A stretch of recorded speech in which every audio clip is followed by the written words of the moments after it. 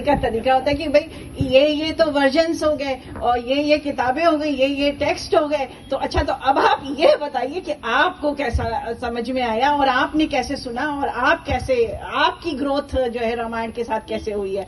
तो मुझे लगता है कि ये प्रश्न एक्चुअली बहुत ही प्रैग्मेटिक एस्पेक्ट को प्रेजेंट करता है। This is really really practical. और मैं अगर अपनी बात करूं,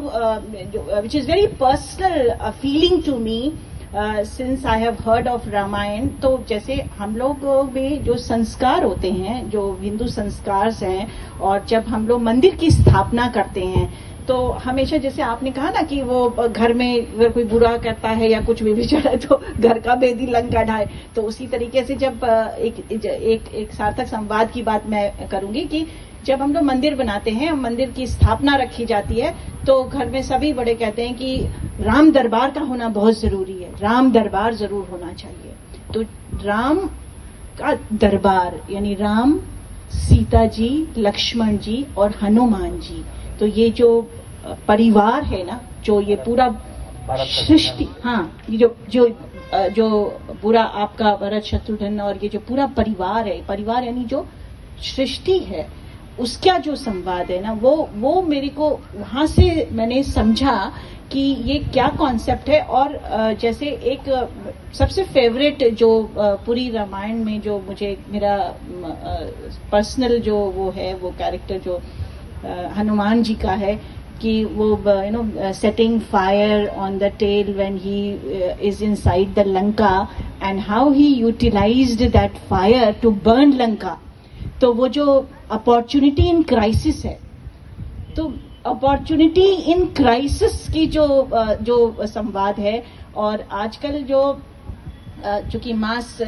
कम्युनिकेशन टेक्नोलॉजीज की जो बात है, तो अब चूंकि हम लोग तो इस एज को देख रहे हैं, तो पहला दृष्टांत या पहला वाक्य या पहला वृत्तांत कैसे आता है वो तो नहीं, पर ये एक जिसको कहते हैं कि we are groomed and we are like structured, we are made with the ethos and the spirits, with the stories, with the lessons, with the readings, with the subcultural readings that we do as part of the paratextual understanding,